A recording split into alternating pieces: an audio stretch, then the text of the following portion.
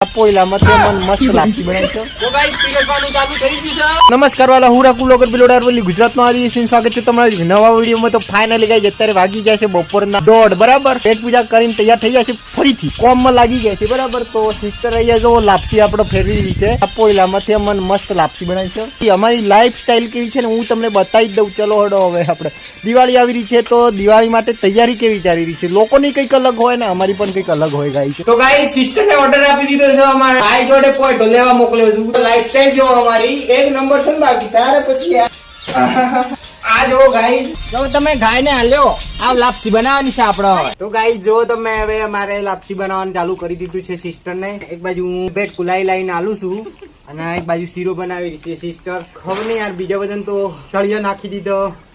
અમારે ખબર નહીં પપ્પા તળિયો નાખતા નહીં, શું કરવું પડી રહ્યો છે મળવાનું.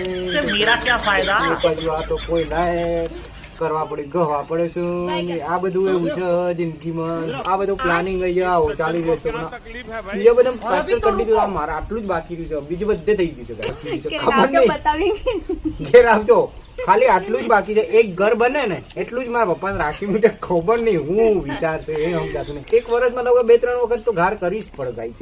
અને હવે તો ગાઈસ ઘારે નહીં મળતી, બંધ પોઈટા મળવું પડે, હવે ઘાર નહીં મળતી. આવો ટાઈમ થઈ ગયો છે ગાઈસ. મને બહુ જ યાદ આવે યાર. મારા અમીષા સિસ્ટર, હિના સિસ્ટર ને સંગીતા સિસ્ટર ને એમની જોડે તો આપણે વિડીયો જ નહીં બનાવવા આવે. મતલબ 2005 પછીની વાત જ ના થાય ગાઈસ. એટલે